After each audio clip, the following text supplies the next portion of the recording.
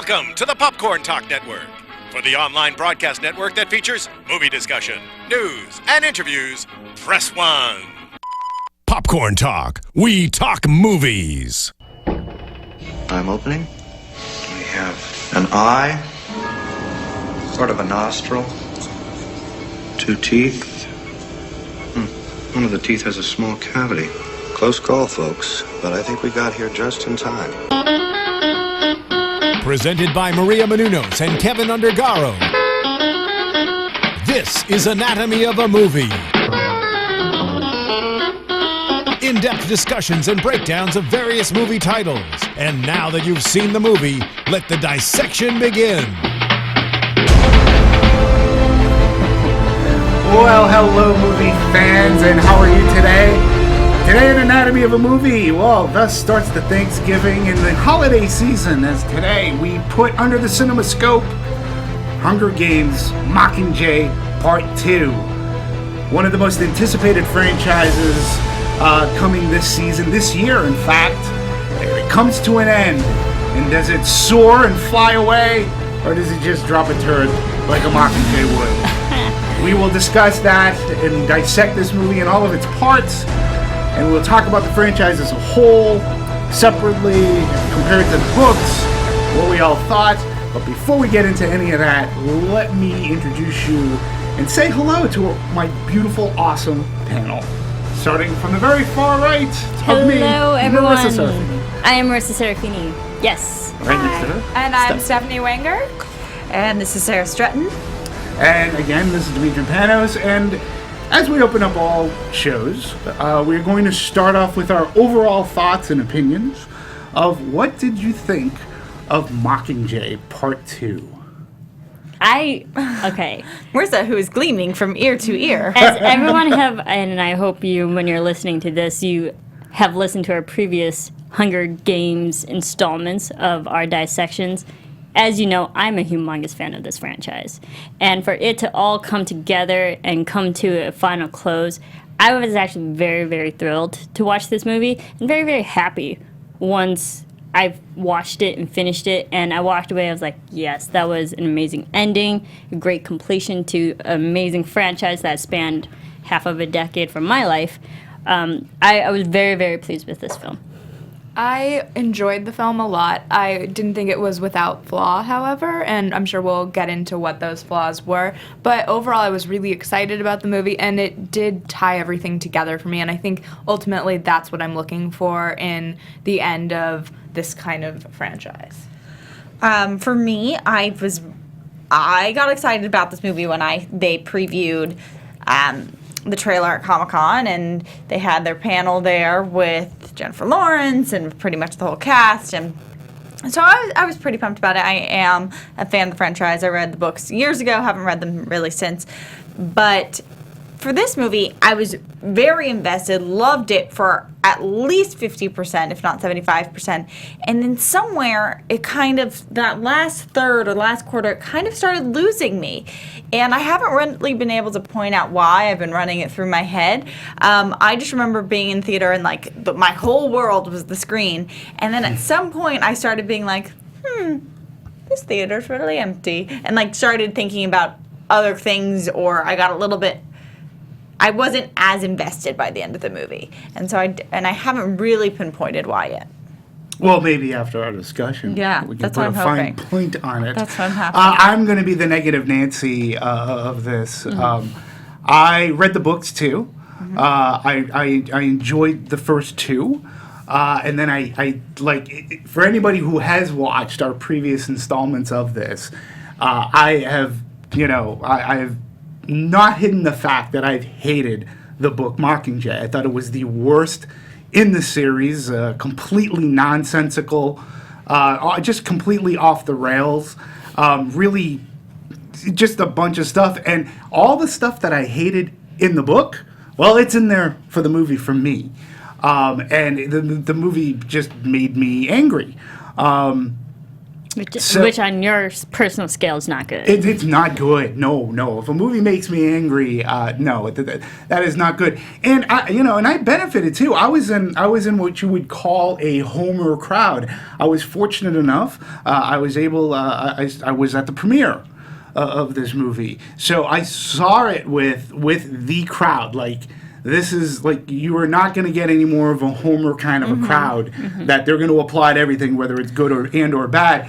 A ton of teenage girls, pre-teenage girls walking around in high heels, which I called Mockingjay Part 3 Broken Ankle. I mean, it was insane. And they were loving it. The audience loved it. And there was an amazing, fun after party after it. But, once I just was thinking about the movie and all, I found it boring, talky, and we'll go into all the reasons why I think Katniss Everdeen is not a hero. One question for all of you, theater-wise, because you mentioned the activity level of your audience. Absolutely. And mine was a much smaller audience, so there wasn't much feedback. But I remember towards the end thinking there weren't a lot of hooting and hollering, cheering opportunities in this movie. Like, as you get in most action movies, there's a point where your hero is defying all odds and is driven by like some sort of bravery or whatnot, and you're hoping they succeed, and the audience it's where you want to cheer. It's that moment where you want to applaud. And for me, because of I don't know if it's the mental stress of Katniss's character or the constant dilemma of her like not wanting to be in this wartime environment, there's not really a point that I was roused to be like, yes, she did it. Like, she accomplished this. She beat all the bad guys. Her more rousing moments were when she seemed to be talking against the whole concept of war. That was like her making a stand. That was her being her. Is when she was like, well, we really shouldn't be advocating this killing. Or when she was making speeches about how they should be stopping. So I was never really enthralled to applaud her. It was like, oh, wow, we really should be thinking. You bring up a good this. point that if it's okay, if I would go to pull on this thread for just a little bit. So before we start going into deep dissection, I want to talk about what was your movie-going experience like? Was it crowded?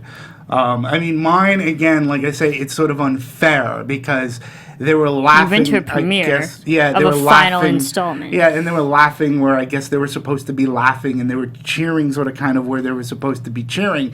One scene in particular is when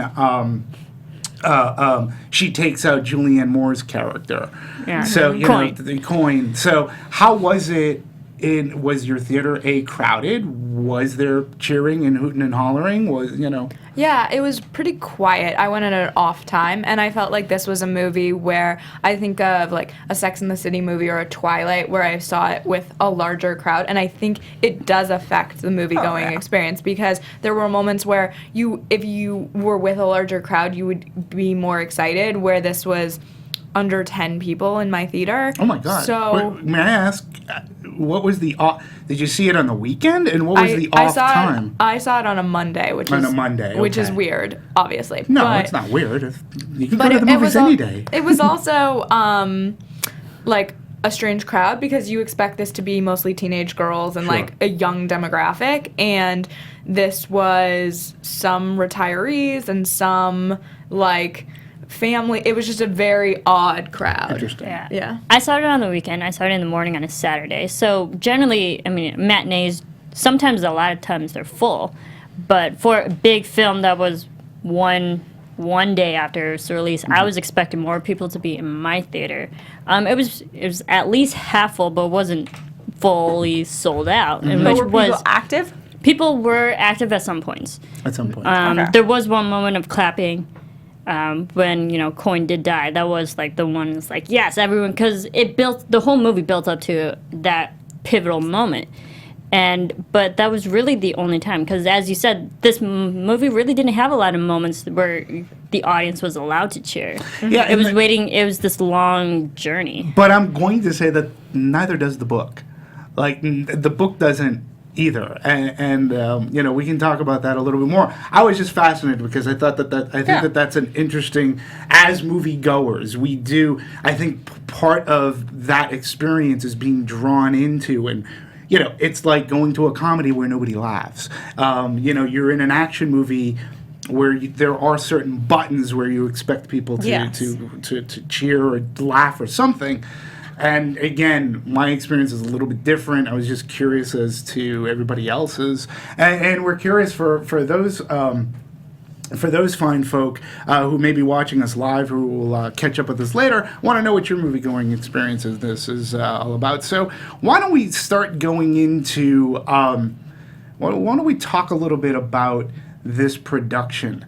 It was a gargantuan task, and think Back to the Futures Part 2 and 3, way back in the day for Robert Zemeckis having the wherewithal to film 2 movies simultaneously or back to back. Yeah. This one was done in that type of a fashion, a very grand scale, very big undertaking. The cast and crew, from what I understand and read, very exhausted by the end of all this.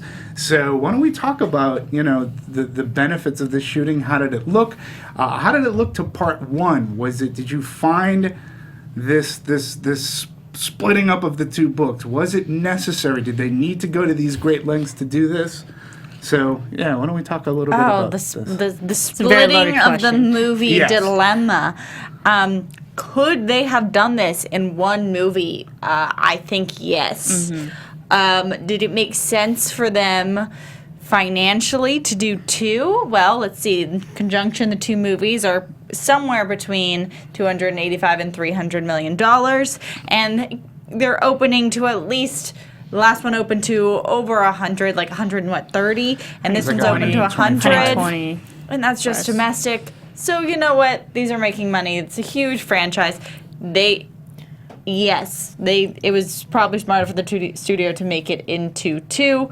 Did they need to? Absolutely not. Yeah. And I think they're also just going off of the more recent trend in popular culture of teenage young adult fiction. I mean, we had Harry Potter franchise, the last film is split into 2. We had the Twilight last film split into 2. Again, this is the next big young adult fiction series.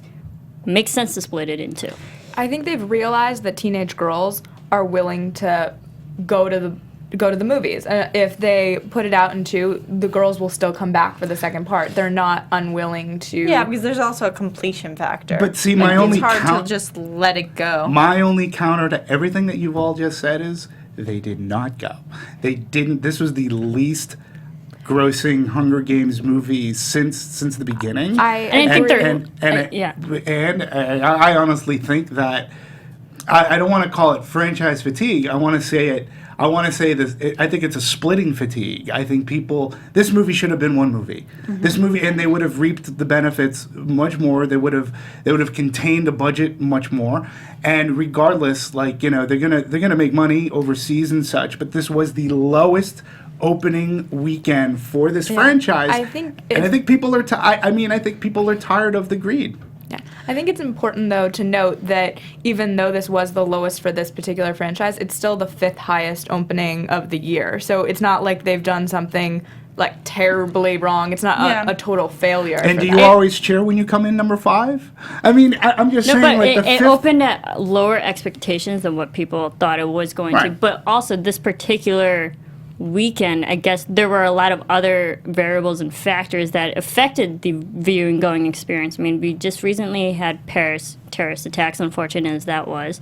So that was a very violent act that happened just recently, so that might turn people away from seeing a violent film. Also, the Midwest was really affected by winter weather conditions, which affected that whole region of just physically leaving their houses to see a movie. So I think this particular screening of this movie is there are a lot of other environmental factors involved. But the worldwide gross on this, I mean, it opened up foreign much higher than it did domestically. So, I mean, they did better in foreign markets where the attacks happen. Mm-hmm.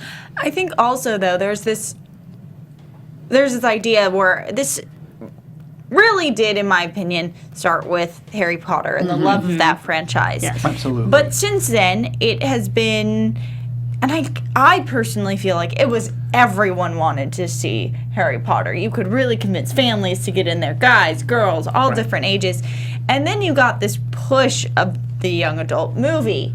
And through the Hunger Games coming out, it has been divided. The years have been divided where you've got one Hunger Games movie, you've maybe got one Twilight movie, and then Twilight left and Divergent came on board. Right. You're just like you're flip-flopping and keeping track, and then there used to be this momentum, at least for me as a viewer, where when the Harry Potter movies were coming out and the books were being released, I'd watch a movie, then I'd read a book, then I'd watch a movie. It was this build of keeping involved in the same franchise versus now, because I have 4 franchises or whatnot to keep up with a year, I can't devote my time to doing that. So the movie doesn't matter as much to me.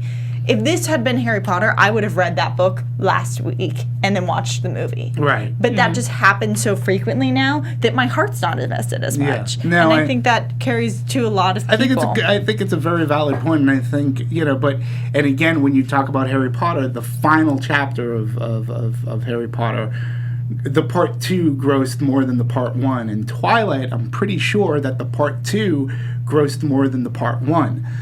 Didn't happen in this case.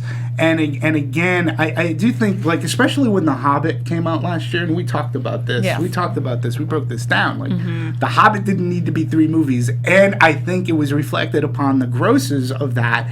There was this, there's just a feeling that the studios it's a big money grab. And we talked about Mockingjay. I know I have on the show. I think it was could be the shortest book in the series, in fact. And splitting it in 2, I think hurt their, I think hurt the grosses in one way, shape, or form. Regardless of the weather, which is always, which is fine, and I get that. The economics of the season. We're going into Thanksgiving. Happy Thanksgiving, all. But it's going to be one of the first years. Like last year, Thanksgiving sort of sucked movie-wise. Like, there wasn't much to see. So Hunger Games, going into the holiday season, after their good weekend gross, they had no competition. But this year, there's a little bit more competition between movies like The Good Dinosaur, that's coming up. Another, it's a family film and such. So it's going to be interesting going into the Thanksgiving holiday season, how this is all going to play out. And there's other huge things coming out. Yeah. Just to mention some of our listeners, what they're saying, Jonas, I think that's how you pronounce his name, also mentioned the Matrix sequels and how it started really there. Other franchises we haven't mentioned, there are so many. Yes, you mentioned the Maze Runner. You could also go into failed ones. I would say the Lightning Thief was a book series, didn't fare well. The Golden Compass. Golden Compass didn't even make another movie during this time. Yeah. You also have Aragon with the Dragon, didn't make any. You've had ones about witches and all sorts that I can't even remember. The Lion, the Witch, and the Wardrobe. Yes, Chronicles of Narnia. The great books. Kind of went off. Not so much. There's like one called The Beautiful something. Beautiful Creatures, yeah. Beautiful Creatures. There's so many, and it's just this influx. Like, you can see book franchise young adult movies every couple months. Yeah, I'm really sort of kind of hope. Well, the other thing too that it may signify, it may not. We'll see. Because Lionsgate has already said that they're splitting the last Divergent novel in 2. Yes. But maybe the young adult, bubble is close to bursting. There's another young adult novel, The Fifth Wave, that's coming out. Right, we saw the trailer for that before. Yeah, that was on. Yeah. So it's a very interesting. It's a very interesting. We'll have very interesting things to talk about. But I do want to talk about the production because it was huge. I mean, it was a huge undertaking. Personally, for me, what I was most impressed with is, regardless of what I think of the movie, there are aspects I was most impressed with. They actually had a lot of footage of Philip Seymour Hoffman in the movie than I anticipated. Because, much more than I anticipated. Yeah, I mean, I was like, oh my God, he's in this. Oh my God, they filmed that. And they may have been some very clever editing, but... For the filming, before his untimely death, they confirmed that all of his scenes from Mockingjay 1 were filmed. They just needed 1 to 2 key scenes of the second one. And I think the way that they executed it, writing giving the Plutarch scene to Hamish made sense. And granted, it was an obvious change because us viewers, we know the real story behind it, but it didn't really affect the story whatsoever. I thought it was handled very gracefully. I thought that the letter was a really nice solution, especially with the character that they gave it to, because we didn't get a lot from Hamish, and we've had so much in them in the series. It was a nice way of. It was just, in my opinion, done well. It kept the character alive. I think that they almost over-prepared us for him not to be in it.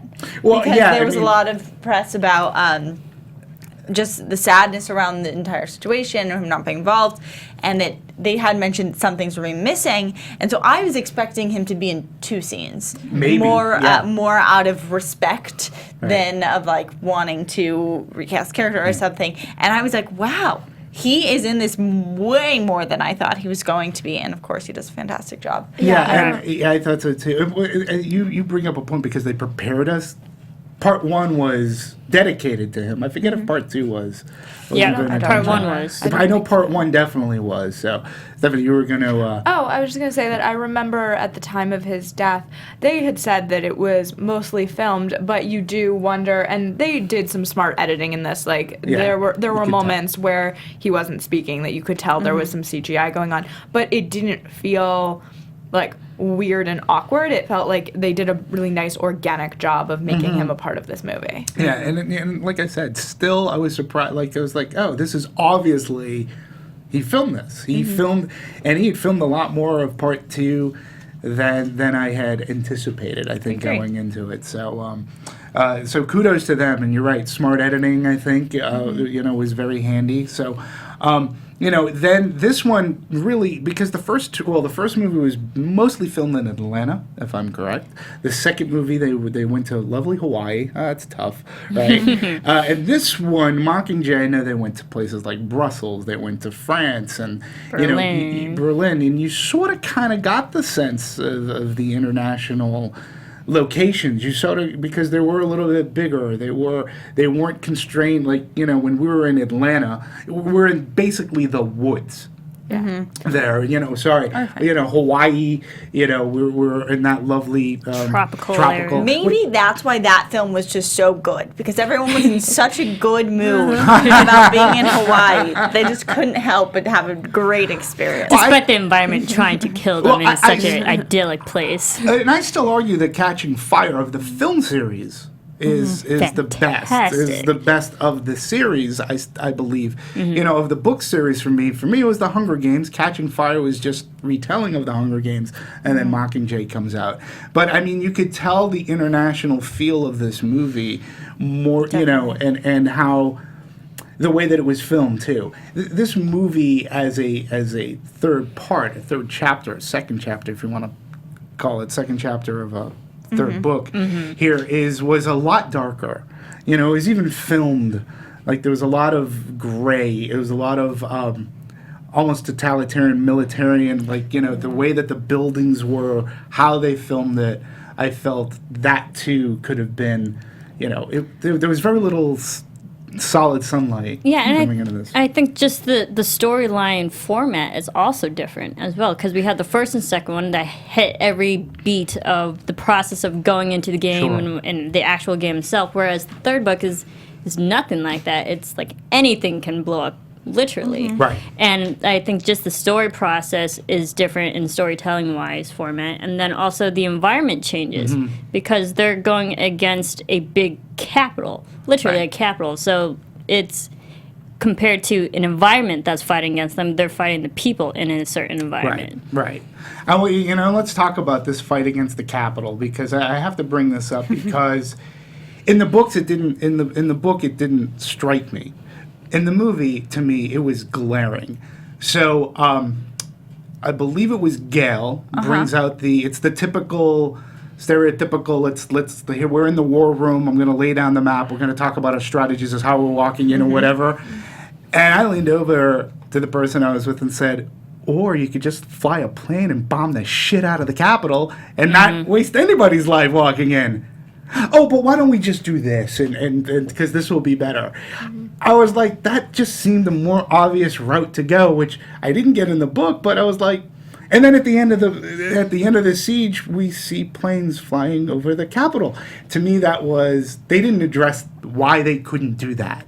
And that, to me, was sort of silly. My opinion on that, what led me to believe it more, was at least there was a line snuck in there about even with all of the material that 13 had, all of the equipment, with 2 still in operation, they would be able to gun them down before they got there.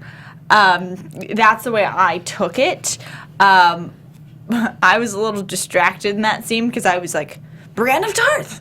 And then she disappeared. And I was like, where'd she go? Yep. Right. Also, I think they established in the book they were also trying to knock out the communications as well. So, and literally give the people in the Capitol no way out. So they're trapping them in while the District 13 people were trying to get in while no one else could get out. Just fly a plane over there with smart bombs. No you know, more Capitol it's easier said communication. than done. Maybe. That wasn't even thought of. It was just an interesting thing because I didn't catch that in the book. There was a reason why they marched in, and Well, I if they forget what did that, is. the movie would have been over. There Would have only been part 1. This one of the Just things saying. that, if we're speaking to things that sometimes I think movies make plot holes more apparent than books. Because in books, it takes longer for you to connect the dots versus the movie is fed to you a little quicker. And for me, one of the things, there's a few, but one of the things that really hit me was while Katniss is trying to get to President Sith's mansion, of course you have the pods that are already in place, and you get the scene where he has the game makers put those in. So I'm expecting those pods. But then, when there's the revelation that she gets caught on a security camera and is underground, and then literally the next scene, or 2 scenes later, the floor is blowing up, I'm like, how did you get that constructed so quickly? I believe the mutts. I mean, you can just release mutts. I believe peacekeepers storming that area. And it was very entertaining to watch them looking over floor that was shattering beneath them with knife things coming up. And I was like, how did these get here so quickly? These are the quickest builders I've ever seen. Right. And you just completely booby-trapped the whole place in about 10 hours. Also silently done. Yeah. Because they were there, so they would have heard the construction of it. I agree with you. That was a point where I was like, ooh, that's movie magic right there. But I kind of, in order to move the story forward, you can't have, 20 minutes of your film being like the construction of this. I know. So I do understand from like a storytelling perspective why they had to move forward. I get it. I was on board because I was like, Mutt's peacekeepers completely. That's moving people. Completely doing devices. I was like, oh, you're trying to be sneaky, and I see you. And I think that's also just like, it kind of in a way messes with just the storytelling in general and how people go against other people. It's really more so the environment's killing more of these people than the actual people are killing people, Right. It's environments versus humans versus humans versus humans. On a side note to that, I have to say that when you see them below ground, it reminded me, we discussed the 33 last week, and I just was thinking, like, obviously this is a very different budget and a very different experience, but, like, not a fun filming experience, I would imagine, like in that dark underground water-filled. See, and to me, all I thought about was Aliens. I thought about a much better movie because that's what that looked like. A lot of that looked like to me is that they were in Aliens where they're trying to get Newton. There was water and they got the it was really an interesting scene. Yeah. I think it's also just metaphorically there's no way but up. Right. They're literally starting at Great point. They're at the bottom and they're working their way up to the Capitol. Yeah. So I think maybe just storytelling, the metaphor for that. Yeah, and like I said, I do think this was a grueling I think it was a grueling shoot. People it was 3 weeks in that sewer. Yeah, I mean 3 weeks. That's rough. Regardless, this seemed to be the most special effects laden one, even more so than part 1. Maybe not so much as Catching Fire. Catching Fire, from what I recall, had a ton. All over the place, was amazing. And it looked better.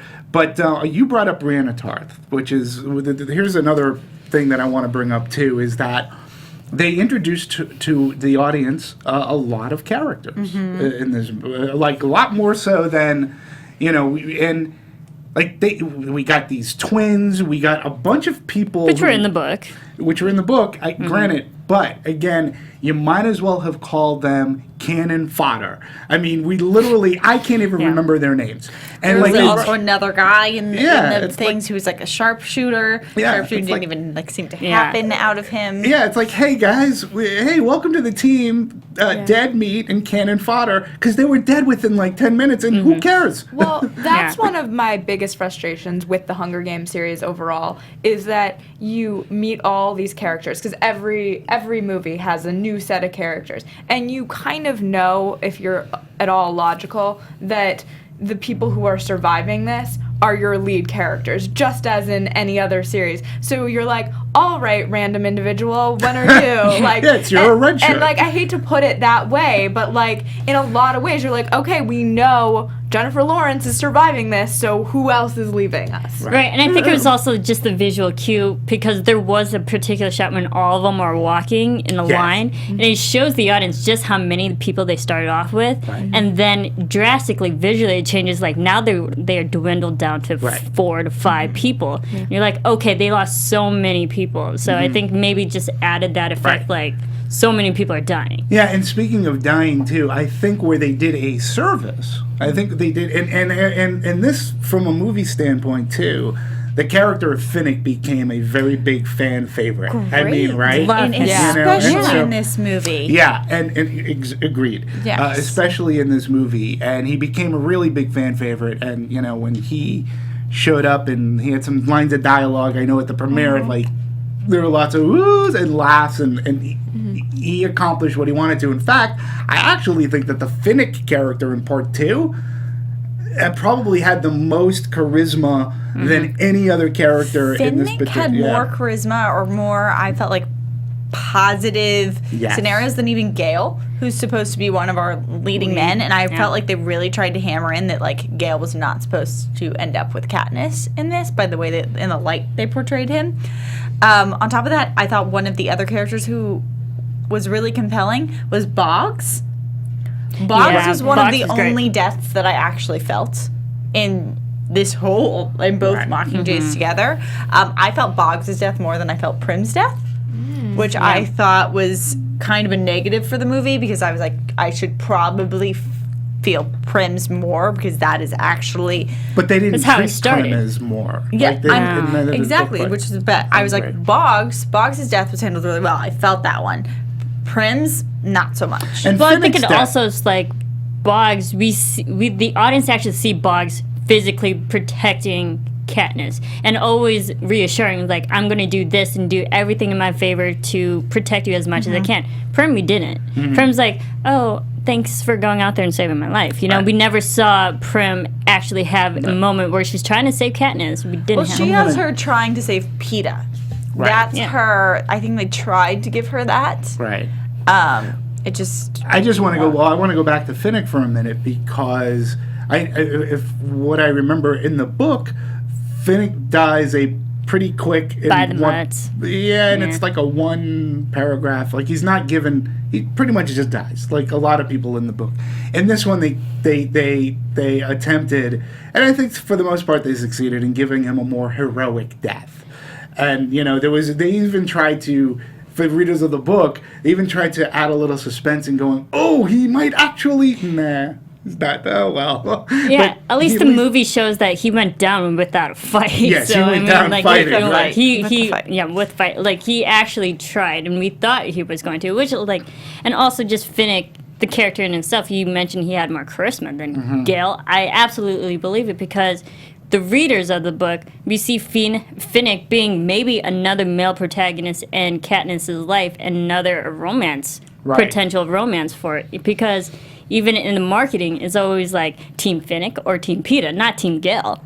And so I saw Finnick as that way, and the audience loved Finnick. Yes. They did. Yeah, absolutely. so just reading the character, Finnick was more likable, and then watching him was more likable on screen. Yeah, I agree, especially in this one, especially in Mockingjay Part 2. It was just an odd choice that I was like, wow, how did this character...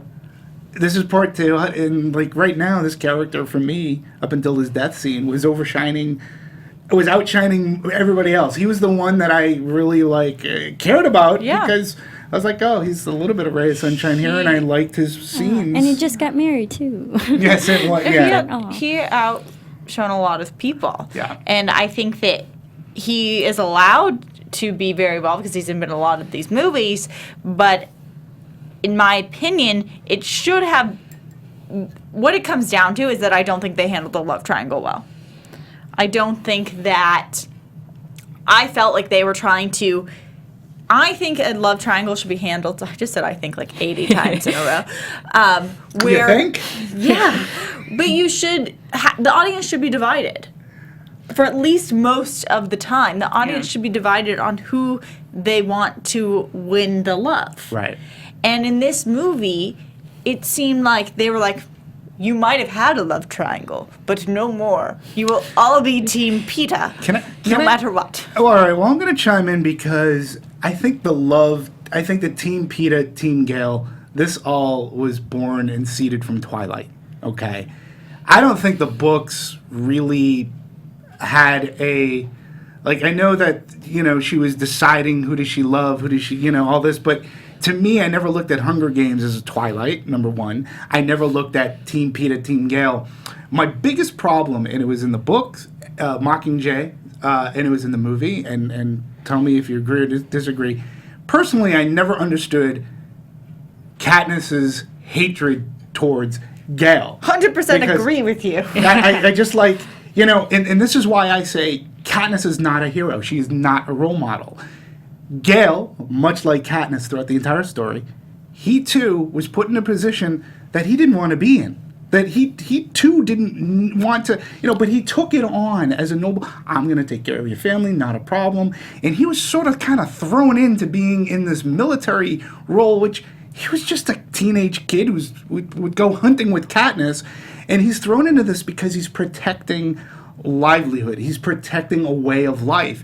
And he became this leader. Katniss hated him for that. And I'm like, well, why? I think she hated the mentality that Gale was turning. It was because Gale started off protecting his own people and doing what was right to protect his own people. Now it's like murdering, straight up like homicide and like purposely taking people out. I'm sorry, I didn't see it that way. I saw it more like military, like the District 13 was getting to him, that he's like, no, we just got to take these people out. Yeah, because Katniss Katniss took the position, but whined about the position ever since she took on the role of, she did this one noble cause of, I'm gonna step in for my sister. Very noble. Mm-hmm. And ever since she did it, she just whined and complained about being in the position. She never really wanted to take on this role, where Gale was like, I don't want to do this either, but you know what? I don't want the Capitol to win. And I got to go in this, and I have to think about this as worse. I agree with you, Sarah. I just want to go back to the love triangle and kind of play into what you were talking about as well, and say that I agree that I think a great love triangle, that you are debating whether or not constantly you're like, well, it would be better to be with him or like, you shouldn't have one that you're necessarily always for. And from the very beginning, I feel like as soon as they went off to the first Hunger Games together, you knew she was with PETA. There wasn't a debate. I'm not sure, like, maybe others would disagree with me, and please tweet me if you do, but I never saw her, like, appreciate Gale in the same way that she ever appreciated PETA. And maybe that doesn't make her a hero, but maybe that just makes her know what she wants as well. You could argue the opposite side. Well, I agree, but then, like, in the book, though. And I didn't feel it in the book either. What it seemed to me is that they read the books. Yeah. There was the audience who was debating between Gale and PETA, and they were like, well, we want the audience to be happy at the end and not be mad that she doesn't end up with Gale. And so they were conditioning the audience to try and be on PETA's side, which completely defeated the point of Gale's character, kind of, besides the fact that he was a military personnel. Right. One thing that I also didn't think was clear, justified, or good in this movie is how they make Katniss actually dismiss Gale because that was really upsetting. Yeah. How her sister died. Right. It doesn't make sense. it didn't really make sense in the book for me No, either. same here. It's if you went along the storyline that maybe Katniss is completely under emotional distress and is going a little bit insane, then maybe, but then she needs to apologize and be like, I do forgive you. Because the audience can tell that it's in no way, shape, or form Gale's fault. Especially because moments before the bomb, he's captured and put in a van. Right. And you're like, how do you get blamed? You could blame literally everyone else then.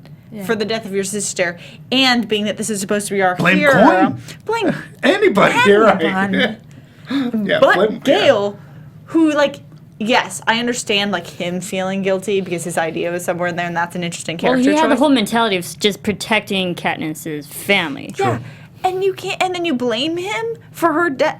That was just awful. That was one of the biggest flaws in the movie to me. Not that I was shocked she chose Peeta. I've read the books, and like everybody, I think, could tell at this point that's where this movie was going. But it felt like such a dismissive scene of like, okay, well, you didn't do this one thing for me, but look at all the other things he's done for her. It was really a very odd choice in having this one scene kind of end it. And like, you can't put that weight on someone. No. I'm Yeah. sorry. That's unfair If to your Gale. sister is going into war as a medic, you cannot put it on one person that like, oh, but if she dies, it doesn't matter where you are. It's your fault. Yeah, no, and I felt that way in the book. That really angered me awful. in the book. Like I said, the book, I finished it, and I had it under my Nook, so I couldn't throw it up against the wall. But it's because of that book that I'm not going to throw your book. I have respect for other people's property. But again, it's because of that book I can't recommend the series to anybody. I want to talk about another fan favorite. And I want to throw out recommend there the book or the because series? we do have from Enrique that Gale helped create the bomb, technically which killed Prim. I do understand Bombs that and point, and that parachutes. is like what they said because Katniss goes like, oh, well, this was your idea. But that I don't believe in that. Like, he was thrown out as an idea, and that's like me being like, oh, I'm going to create this gun, and then all of a sudden the other side of the world uses it. Like, I felt like you can't control that. Katniss wanted him to be Prim's personal bodyguard, and I was like, at what point were you hired for that job? Because And at one point, did she advocate him going and doing that job and not being with her? And again, I just found it to be, again, from the Katniss Everdeen standpoint, she's a very whiny teenager who's hypocritical and hypercritical of other people, yet other people are doing what a hero should do. That is to stand up against this oppression, take a role, and not be upset about taking this role, and not complain like incessantly about this. You can't say, they even threw in the cliche war speech, which again, that one just, Katniss, this is war, blah, blah, blah. And it's like, okay, I get it, but Katniss never got it, except towards the end when she kills Coin. Yeah. That Do was you it. think that Peeta is more of a hero then? He had more odds I to think overcome. Finnick. It's a good question. I but think Finnick, Finnick is the true hero, and maybe I think that we earlier We were asked talking when you about that. lost me in this movie. It might be when Finnick died.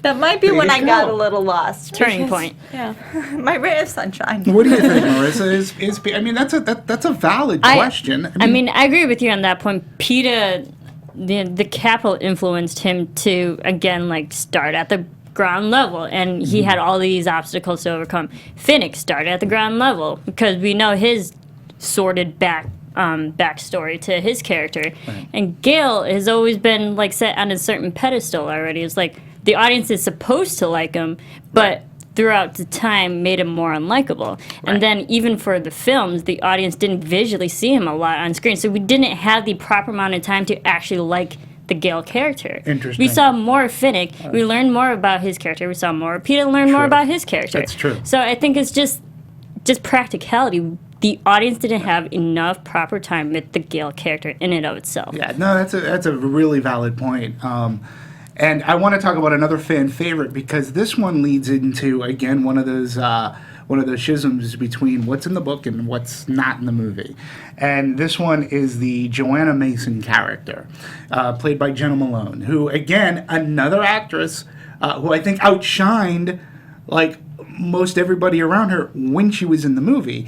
And again, she just mysteriously disappears. I could have sworn she said, "Hey, I'm in for this," stowing away on the thing, and I don't know, maybe she overslept. She didn't make it out of that transport. Oh, no, Yeah. she said, I'm in the way I'm going to be, and I'm going to distract these people at the party. Yeah.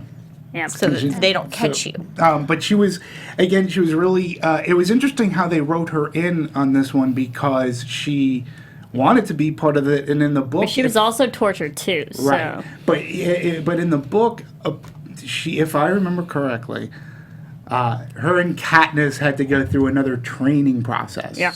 Correct?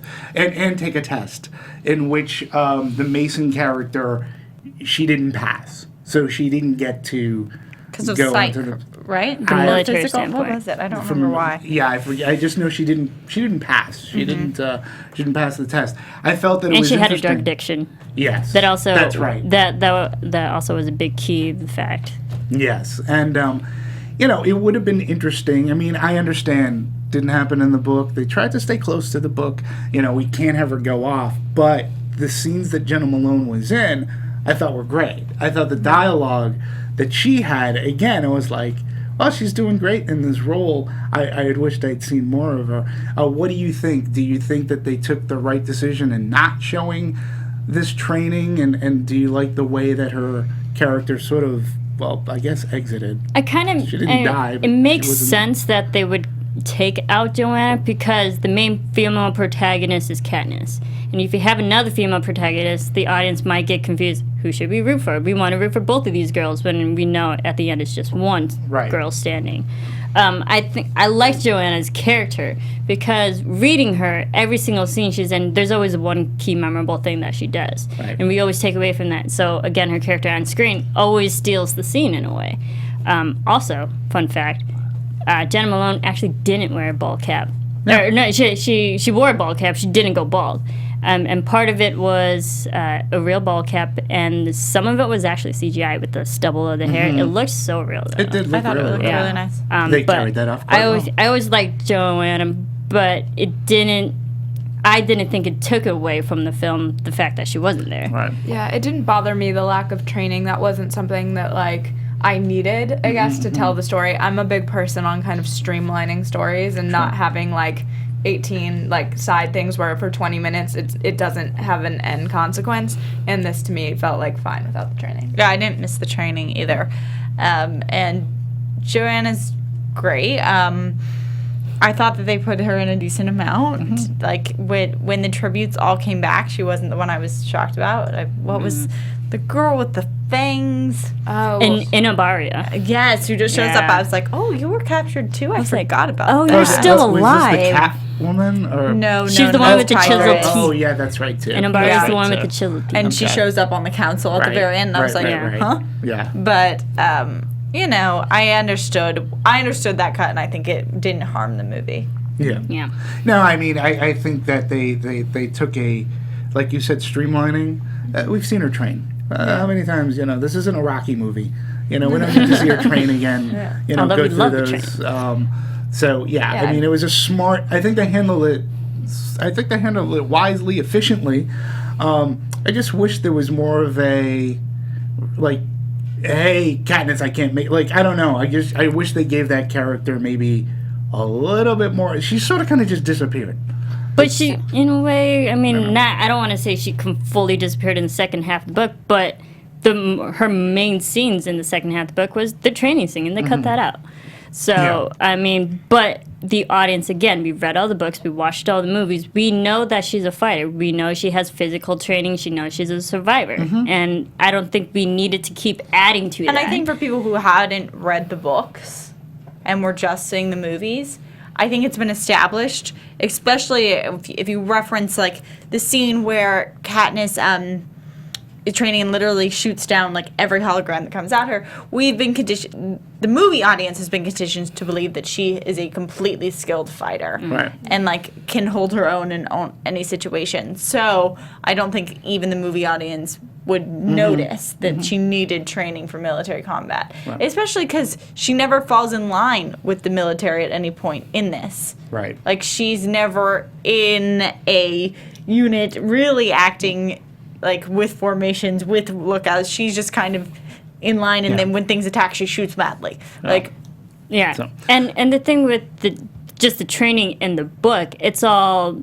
gun toting, not archery. Right. So, and I think that, and it's also like learning tactics, military tactics, and that's what they were trying to instill upon Katniss and Right. Joanna. It was like this way of thinking when you're in a war zone, compared to all your actual physical attributes you already have. Well, I wanted to, well, we talked about Gale. We didn't really talk about Peeta in this. And there's something interesting, I think, that how they handled Peeta in the movie as opposed to the book is, okay, so we end part one with him at Katniss's throat, literally. And I will say, I really thought it was a clever move how they opened this movie literally right after those scenes. But I really love the opening scene of this with Katniss in the hospital, and she's trying to talk. But what I'm going at it with Peeta is, in the book, he was so loathsome, almost to the point of, oh my God, I hate him. Like, he was very loathsome, and it took a little while for him to get out of this to be deprogrammed. Where I felt in the movie, they sort of kind of handled it. There was a nice little flow to it. It was like a slow burn, but it was one that, to use the word again, organic, in which it happened. And I thought it was handled I thought this is one case where that was handled better in the movie than it was in the book. And his coming to his, like, okay, Katniss, yeah, we have to do this, and from really hating her. And, I really liked his arc, so to speak. yeah, I thought his arc was very believable. Yeah. I liked how he recovered the his slip-ups, his realizations, his questions. I thought that his recovery process and mental state was handled in a really interesting, nice way. I agree with you. I felt like I felt bad for him at the beginning of the movie in some ways, which was an interesting thing because that's not what I anticipated feeling. And then as you progress on, you could see that he was still struggling, but he definitely, and props to Josh Hutcherson for pulling that off, really kind of, you could see it like he was really working to get better. Right, and I think his character, because even in the book, we had the whole training scene, that whole time period of training was cut out of the movie, so it's also, Right. but simultaneously, that's when Peter's recovering.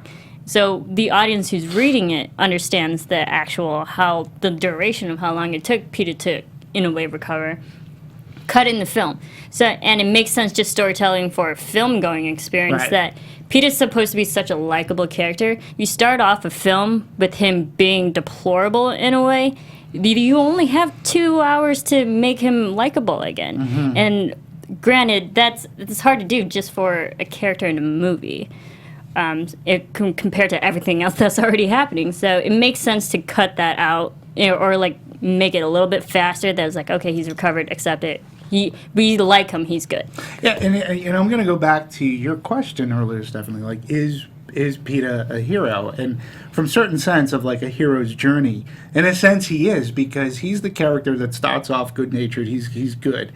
The hero is literally deconstructed. He's reprogrammed to not be a hero. And usually in a hero's journey, you could look at the Dark Knight series and such, that hero has to rebuild and come back to being either himself or even better than himself, which I think it can be argued that by the end of the movie he is better than himself. Yeah, I would have not, before I reading this final, I guess, segment of part 2 of the Hunger Games, whatever, that I wouldn't have said he was a hero. And now, after seeing the film and reading the book, I kind of do see him as a hero. He, in a lot of ways, as you mentioned, he has like a redemption in this story, and I think that that's something that a lot of heroes you see in films and books.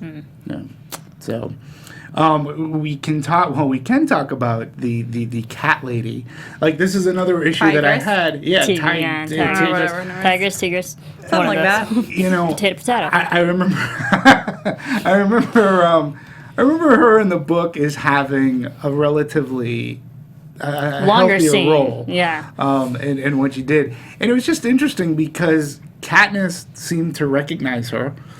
And I was like, I don't remember her at all. Like, you got to throw me a recall or something. And she was just another character, again, that shows up for like 2 minutes. And then That was something I they remember completely you. could have cut out for me. Like, they could have just broken into a costume store, especially because she wasn't utilized. Like, She wasn't you utilized have a in the woman book. who has a tiger on her as a face, and she doesn't camouflage you when you go to be when you're pretending to be citizens of the Capitol. Right. Like, I was like, really? She gives you a hood? That's it?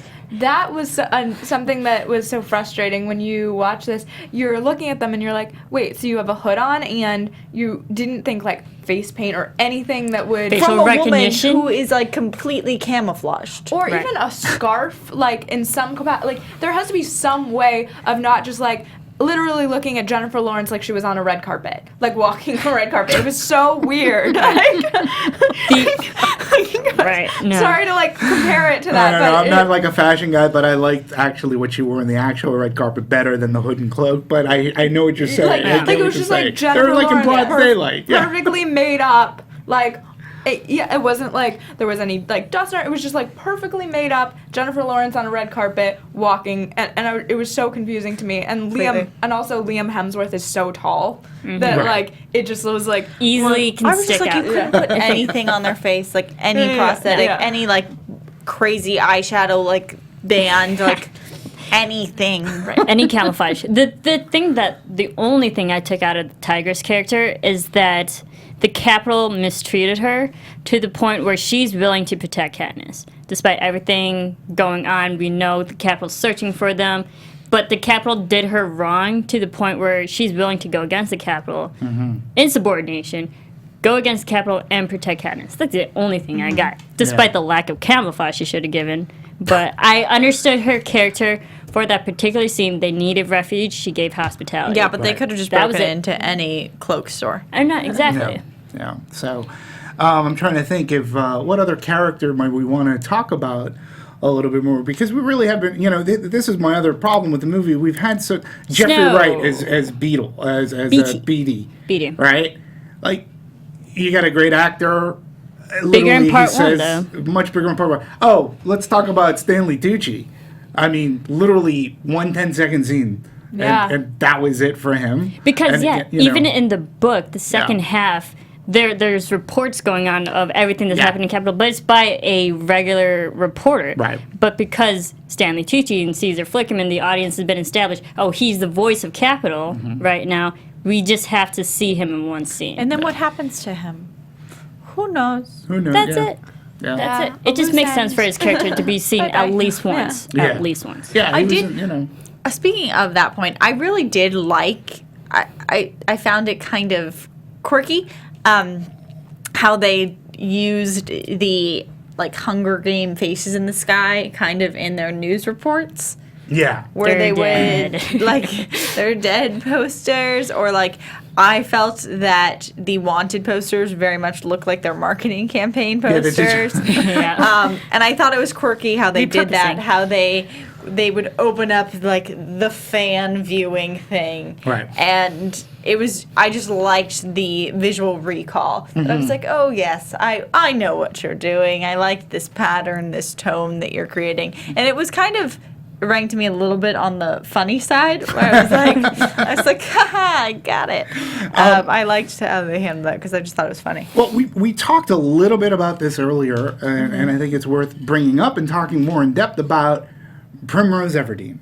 Okay, I think that, again, for me, one of the biggest problems I had in the book was she is the linchpin. She's the catalyst for all of the action that takes place in Hunger Games. And Katniss and the mom truly show a love of Prim. And she had, to me, it seemed like a bigger role in the books going into it.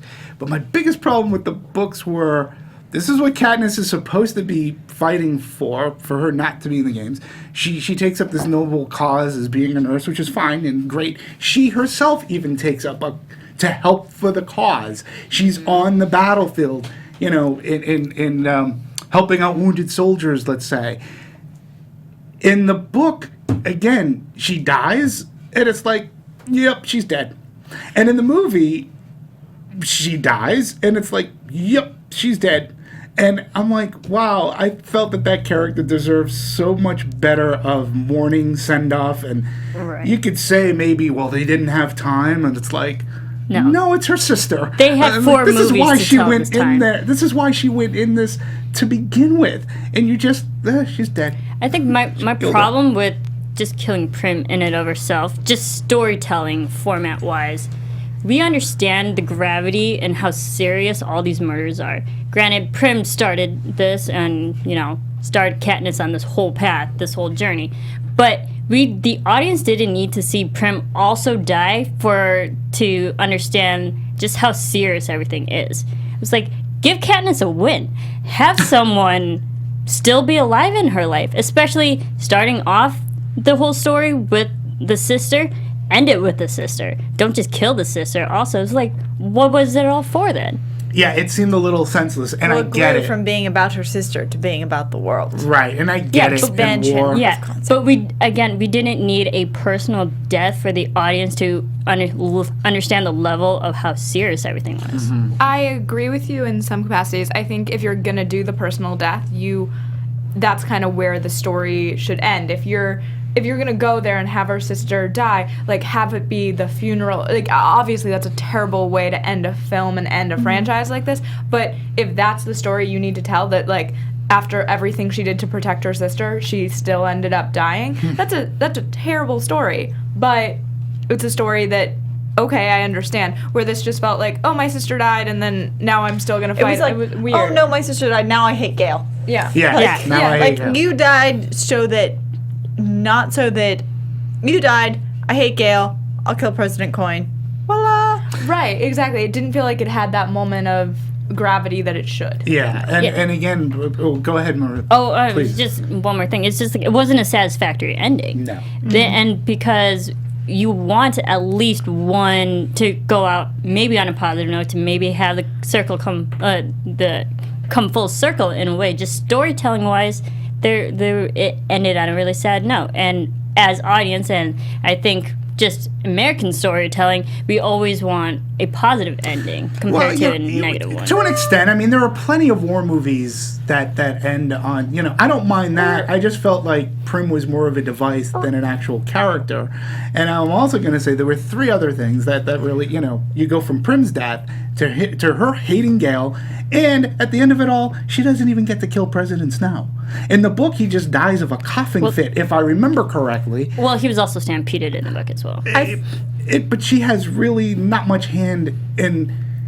The whole thing is like, this guy's the bad guy, And I get the whole Julianne Moore and the President Coin, and I get how we can't go down. History is going to repeat itself, and I get that. Mm-hmm. But at the very least, you give Katniss her closure to this, because it was Snow who, to quote from Spectre, Snow is the author of all the pain in Katniss's life, for that short time.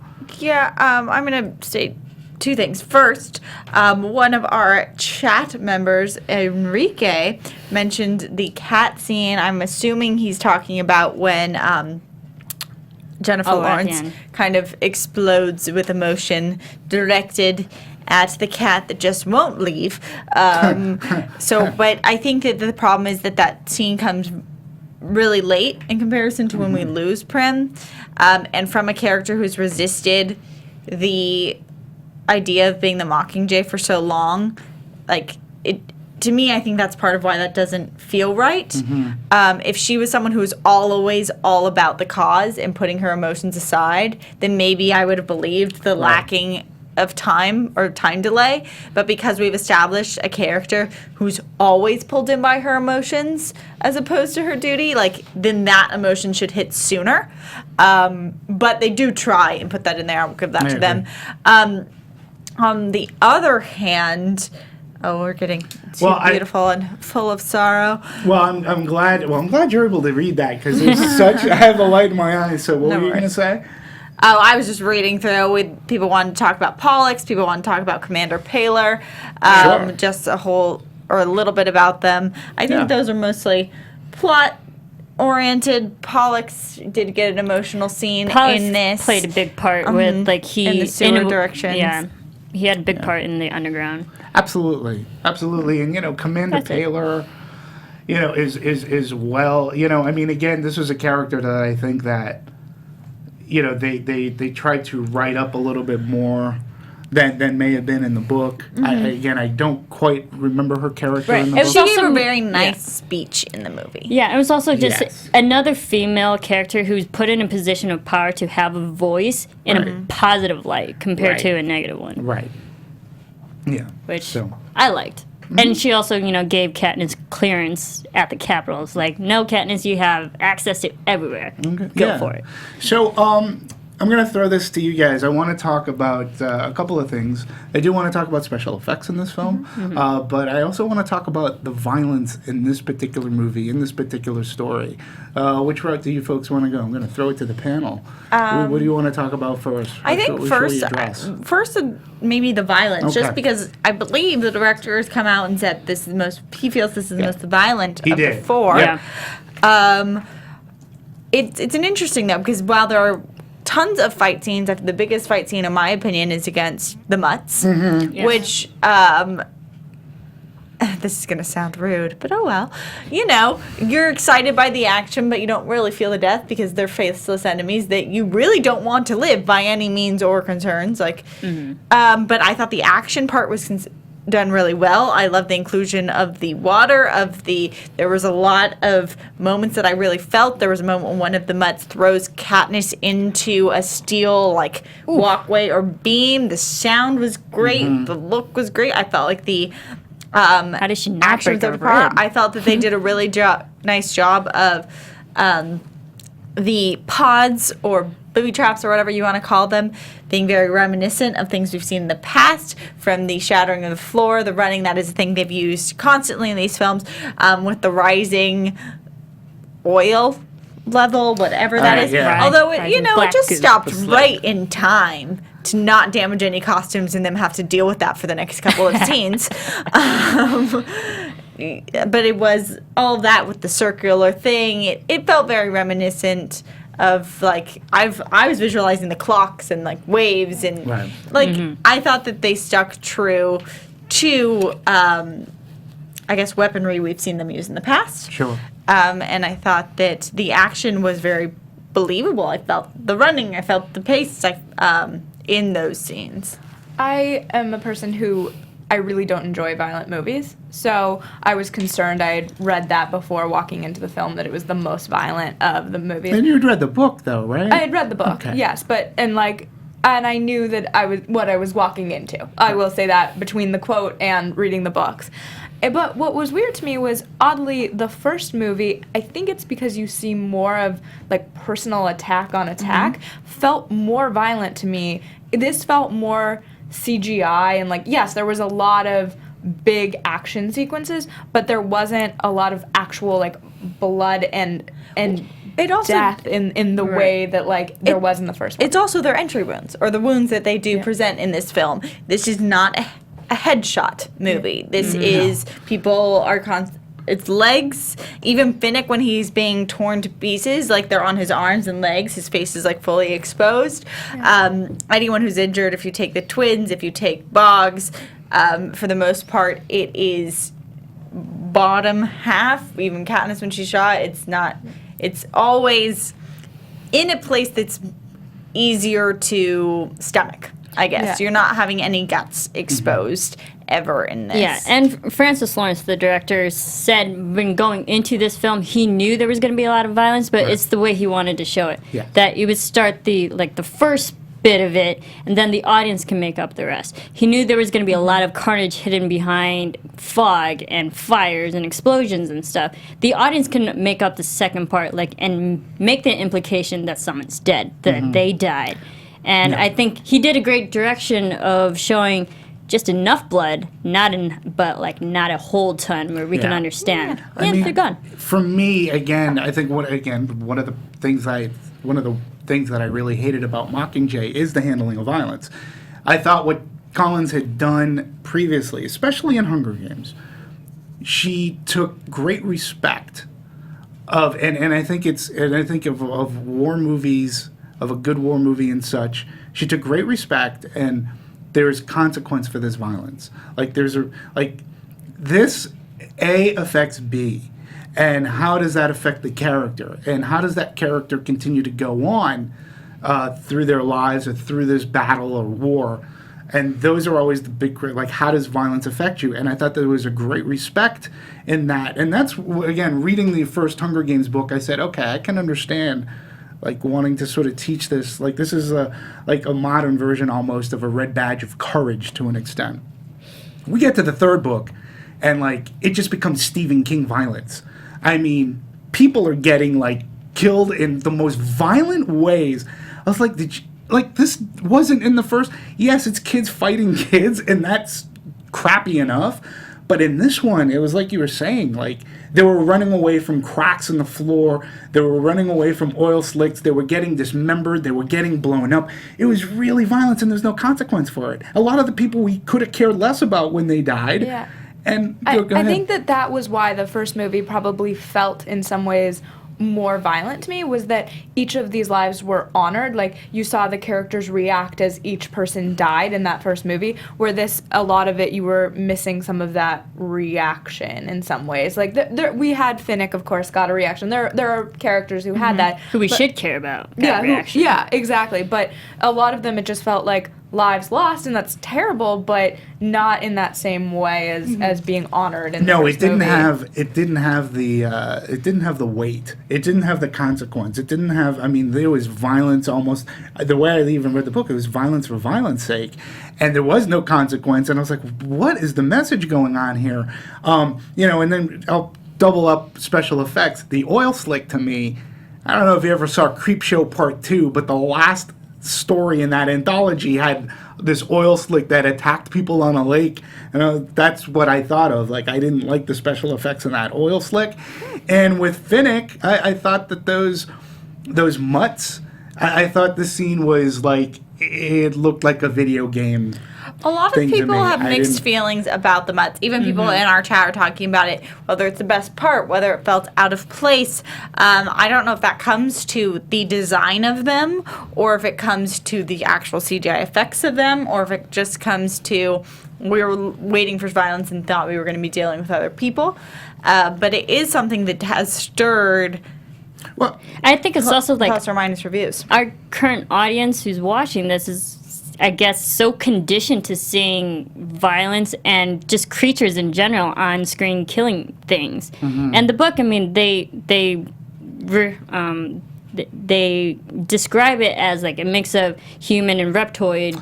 Well, they were slit eyes. They were tributes. They were former tributes who died, and so it had their sort of like their faces. I think visually they were enough to look scary for the audience to be like, okay, they're bad. We don't want them, and that was it. And I think they definitely had that effect, but also it was just what I took out of the visual effects. I thought was actually pretty cool learning this, that those were actually guys in suits. They had men in real suits, and then a lot of CGI on top of that. That's actually what I was going to point out, was that on top of that fact, if you think about it, that was, I'm sure it still take a lot of time and a lot of effort, but the choreographing of those action scenes, having them be very humanistic in shape, probably made the choreography, made everything easier to keep consistent, keep fast, keep that pace going, because these were very movable beings to fight. Right. Versus, like, if you're fighting a group of mutts that are more shaped like lions, that's a lot harder to deal with. Right. Versus this, which is you're putting in basically men just with scary faces. Not to compare it to Twilight, but if you think about Twilight and the changing over, like, that's a much more dramatic, and I remember hearing them talk about, like, having to use tennis balls and all of this, where this is probably more of a green suit situation. And, like, stunt men who can fight stunt men and whatnot. Much easier to tackle. Yeah. Well, if you haven't seen I Am Legend, the creatures look very similar to what the creatures were, the last creatures on planet Earth. I don't know. Directed by the same actors. Francis Lawrence. But I also felt that I just felt that the CG looked very video. Like I didn't feel like if Katniss was throwing a punch or whatever, I felt that she was punching air. Like I didn't feel like she was actually fighting anything that was really real. And her, I guess we've seen Jennifer Lawrence in this role now since 2011? 2012, the first film came out. And she seemed adept at at her crossbow and getting that ready. Since then, like there's a popular show Arrow that's on TV, and Robbie Amell is very good at the bow and arrow as well. I just felt in that scene, I was like, I wasn't buying that. I wasn't necessarily buying the action up until Finnick, and again he gets his Triton scepter, and that's also more like one-on-one combat. Yeah, just the weapon itself. Yeah. So, anything else on special effects that you felt, or other than the fact that the Capitol was still, all the effects for the Capitol were repurposed from Catching Fire and all the previous movies. They use the same set and whatnot. That makes sense. It's the same visual effects. And I don't know if anything else really popped out in my head as a. There weren't any moments where I was like, "Wow, you've really improved upon the CGI from the previous movies," and that's a weakness or a hard thing to get over in franchises, because you do have to, you are going to compare it to its body of work. And if in a franchise where constantly it's about upping itself in ways to cause disasters, there wasn't anything that was spectacularly explosive or scary in this one in comparison to the rest. I was still upheld in the action. I still found it enjoyable, but thinking about everything these characters have been through in terms of things that were out to kill them, I was more scared of the poisonous fog that caused the boils than I was of the oil slick. The trapper jackers. And that's just, that's something though that it really spiced up those movies, and it's not, that's not a harsh criticism like you should have done better. It's just like an overview of when I'm comparing them all. I do wonder with the special effects, because I agree with you that it felt a little video game-esque at times, if it was a thing because of the PG-13 rating, that they had to keep it. They had a line, they had to keep it like in a certain area, otherwise you couldn't. I was more disturbed by the pods. I mean, all the different type of pods that were affecting explosions, straight up machine guns shooting. It just reflected how sadistic the Capitol is. It's like, that's how you kill people. Absolutely. That was more messed up than like mutts attacking these guys. And the ray of War of the World light that turns you into ash when you ran through it. And the anti-transporter. During the whole oil slick, we had that one death of the team member who was strung up in multiple different ways.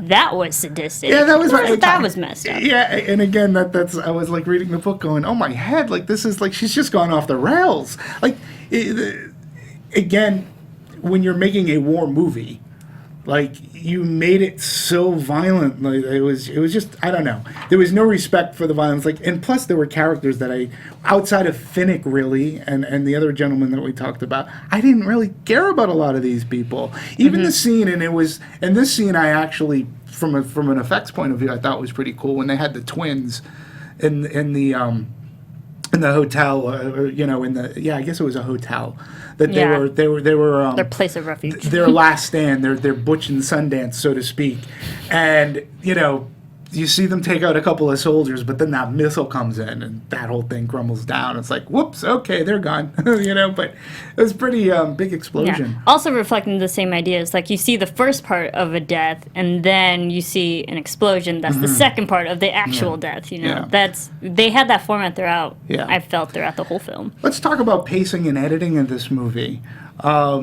You had mentioned earlier, too, that there was a time where the movie sort of lost you, and we think we found you on that journey to where that may have been. By Finnick. So, what did we think about the pacing of this particular movie in comparison to not only part one of Mockingjay, but to the rest of the franchise? What did we think about the pacing? I liked it. I thought it worked for me for the most part, but I do have to say that kind of my test is I put my cell phone away in movies, and if I feel the need to pull out my cell phone at any time to look at the time and like how much longer, that's not a great thing. And I definitely did that in this film. I looked and I was like, oh, okay, this is how much longer. And I don't know if, again, it was around, I think, the same time that Finnick died, where I started to be like, okay, how is this going to play out? And maybe that's because I knew the ending already and I was trying to like play it out in my head, but I started to kind of do some mental math with how they were going to do this movie. I thought the pacing was better in this film, also because it reflected better than part one. Okay. Because part one, Katniss is literally stuck in one place. Every time we see her leave is because the Capitol, or District 13, told her to physically leave. You have to go here, here, here, be the voice of us. But she, again, was subjected to one area. She wasn't really moving anywhere. Whereas the second part, she had a mission, she had a journey, she knows she wanted to get to the Capitol, she had a projection of, or a trajectory more so, of where she was going. And she was constantly moving. I didn't really feel there was a scene that went too long. In part one, I felt there was a lot of scenes that just went way too long than it should, and they could have cut out, like, for example, for part one, where the storm is going down and everyone has to go to the basement. That lasted forever. This film, for part two, I didn't think there was one scene that was way too long. It should have been cut shorter. Pacing. Well, you lost me at some points. The pacing changed, and my overall impression is this could have been one movie. So, between part one and part two, that probably is more of a reflection on one because I felt one was slower. But this one, I just think that there could have been a combination. So, for making this into a two film movie, I think that I understand why they did their pacing this way, but if you lose me, then I can't give you A+.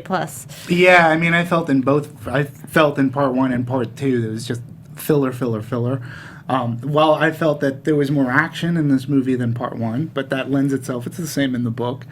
I mean, let's face it, in the book, Katniss spends the first half of the book in a closet, crying and whining. Okay. She gets out of the closet, then it becomes just like a video, it becomes a Call of Duty almost.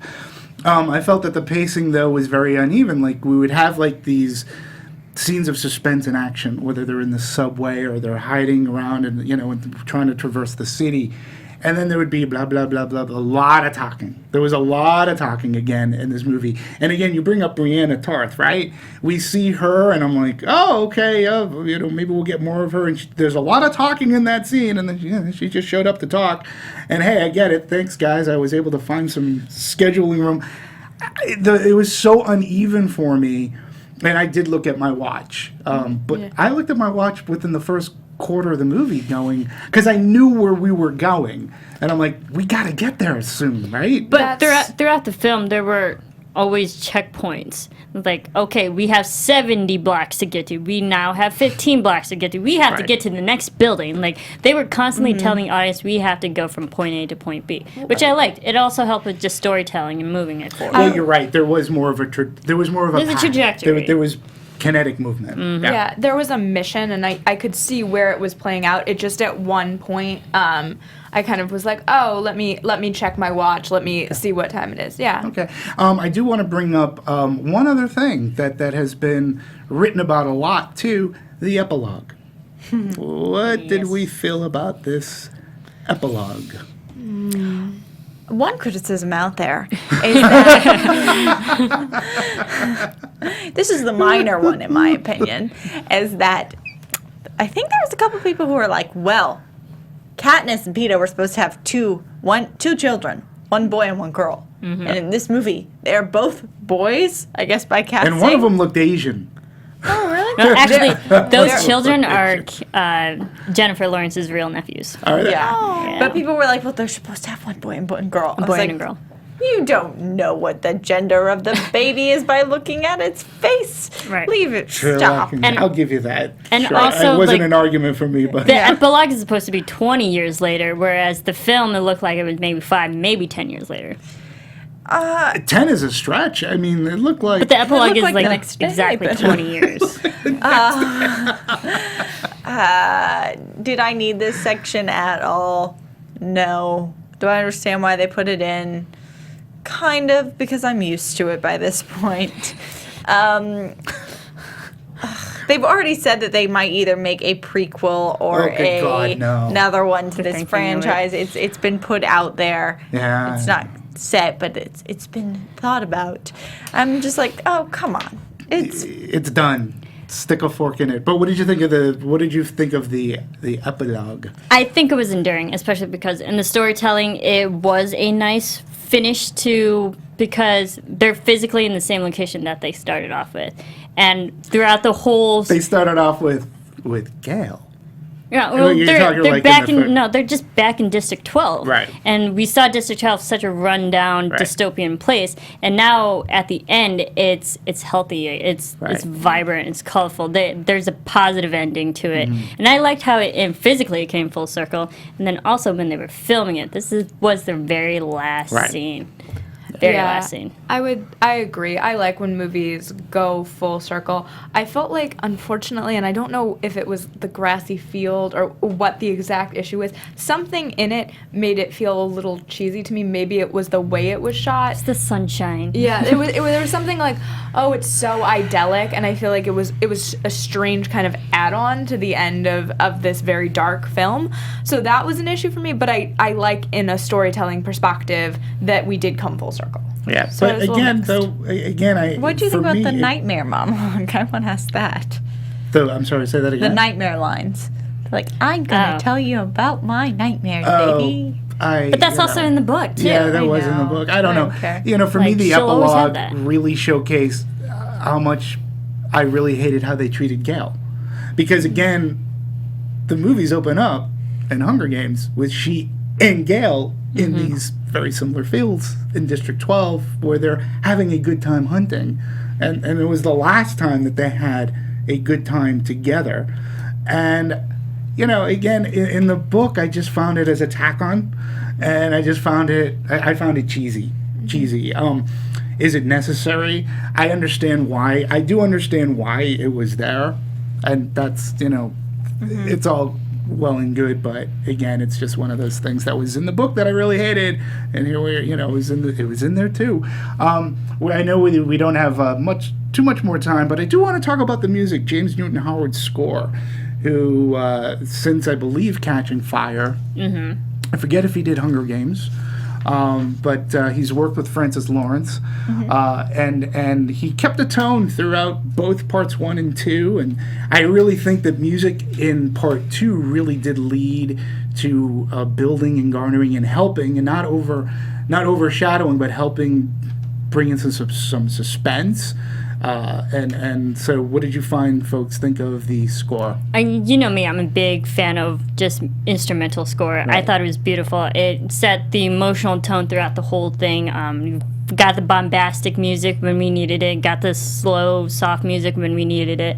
Also, Jennifer Lawrence, we hear her sing another song, Rue's Lullaby, which I thought was also just another... Her singing it, and this version of her singing it gave a whole different, more positive perspective of the same song. Right. And that's what I liked. How this film, we're hearing the same things, but we're singing a different light. Yeah, I think that Mr. Howard does a really nice job of referencing his own music. Sure. So, and well, it's a common theme, and the themes are very clear. Right. They stick in your head a little bit. I think that the soundtrack's distinctive and typically fits the mood of his film. So. Right. Would it in yourself? I agree entirely. I think that this fit the movie, and I actually appreciate when music doesn't stand out. I think I mentioned this before in other of our podcasts, where it's like, when you're like, oh, that's a Beyonce song, that pulls me out of the movie so quickly, and this just felt like it fit right in. It's so organic, and that's what I love in a score. Yeah, no, I agreed. Marisa, I remember when we talked, in fact, I think it was Catching Fire. Like you were a really huge fan of that score. I remember at the time you could have even bought it. You could have downloaded it. I have it. No, but I know that you were a big fan, particularly of Hunger Games. I didn't want to like end on not talking about score, because again, I think the score within this series really ties everything, and thematically, I think he did a really good job. Whether it was the heavy percussion, or whether it was trying to lay that bed down to add to the suspense and not overpower the suspense and be bombastic. Right. I think he did a really good job. So, well. What else can we talk about? What else can we say about Hunger Games Mockingjay Part 2 that we already haven't covered? Was there anything, anybody think we missed something? I think we've covered cast, we've covered a little bit of story, differences between the book, a little bit about box office. Well, then I think we'll start wrapping up as we do every show. We'll start with final thoughts, and we'll start off to the far right with you, Marisa. It's so hard for me personally because I got so attached to this franchise. I read this book when I was in college. When I came out to LA, the first movie was in theaters, and now the last movie's here and gone. And I can't wrap my head around the fact that this is over. I mean, I'll obviously reread the books, rewatch the movies, but it actually holds a near and dear place in my heart. I love the film. I love the themes of just the stories. Having a strong female protagonist to root for, I loved, and it's been such an honor and pleasure talking about all the story in these films. And so if they were to announce prequel, sequel, I'd be the first in line. Fair enough. I've pre-ordered the books already. Yeah. I really enjoyed this movie, and I've enjoyed the series. It's always interesting to me, just from like an entertainment reporter perspective, to look at where all of these actors started at the beginning of the series and how much they've all evolved in their careers. And these are 3 actors who have huge careers ahead of them, and this has kind of been, you can argue, the starting place for that. Yeah. Yeah, as a fan of the books, I was excited to see these movies get made. I was entertained in watching them. It was fun for me to see this franchise completed. I don't think I'd be too excited about another one coming out. I'd probably see it, but I wouldn't be pumped about it. When it comes to rewatching the franchise, the one I'm going to go back to is Catching Fire. I'm probably not going to spend too many hours rewatching part 1 and 2 of Mockingjay. Mm-hmm. That's just a lot of time for not as much payoff as just Catching Fire will give me in one movie. But yes, Jennifer Lawrence's popularity that has really stemmed from this, I think, has been great, and I look forward to seeing more of her career. Yeah, no, I agree with you there. Well, it's not. I don't hide the fact how I felt about this series. I enjoyed the first 2 books, and then Mockingjay just ruined it all for me. The movies have had a distinct style, and I'll give them that. The first one was, very shaky cam-ish, almost, that shaky cam quality. Catching Fire, I still think, was the best shot, the best conceived, and the best plotted. All I can say is, so long, Katniss. Thanks for playing. I'm done with the world. I don't need to go back to it. So, why don't we say our goodbyes? Marisa, where can people find you? Everyone can follow me on Twitter at Serafini TV. And thank you. And you can follow me on Twitter and Instagram at Stephanie Wenger. And I'm at Sara_Stretton. And you can find or support me on Twitter at DMovies1701. Please stay tuned to more Anatomy of the Movie on the Popcorn Talk Network, where we have more movies such as Creed, such as The Night Before, such as The Good Dinosaur. We have so much more to talk about going into this holiday season. Please be part of the conversation. Comment to us. Thanks for watching and or listening, folks. Till the next Anatomy of a Movie. Bye. From producers Maria Menounos, Kevin Undergaro, Phil Svitek, and the rest of the Anatomy of a Movie staff, we would like to thank you for listening and subscribing to the show. If you have any questions or comments, feel free to email or tweet us. I'm Sir Richard Wentworth, and this has been Anatomy of a Movie.